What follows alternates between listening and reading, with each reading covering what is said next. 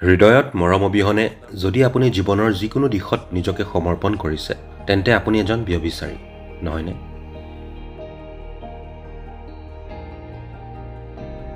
গতিকে মই পৰকীয়া সম্পৰ্কৰ বিৰোধী নেকি? হয়, সেইটো অৰ্থত হয়, প্ৰতিটো ক্ষেত্ৰতে।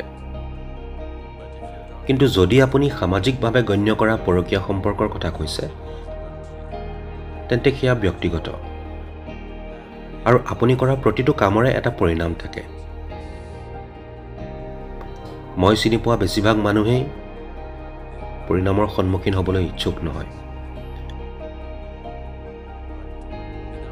কিন্তু পৰিণামৰ সন্মুখীন নোহোৱাকৈয়ে তেওঁলোকে ভাল পোৱা পৰিস্থিতিবোৰ বিচাৰে।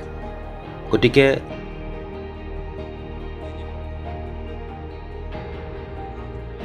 যিজনেই সন্মুখীন হ'বলগীয়া পৰিণামবোৰ আনন্দৰে গ্ৰহণ কৰিবলৈ ইচ্ছুক নহয়, তেওঁ যিয়েই কাম নকৰক কিয়, তেওঁ কেৱল এজন মূৰ্খ।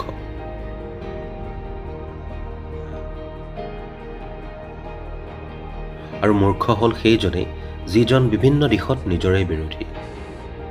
গতিকে মই কওঁ যে পৰকীয়া সম্পৰ্ক কৰা উচিত নহয়।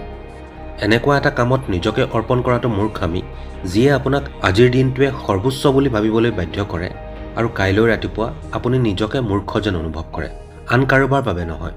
সেইটো জীয়াই থকাৰ এক অৰ্থহীন পদ্ধতি।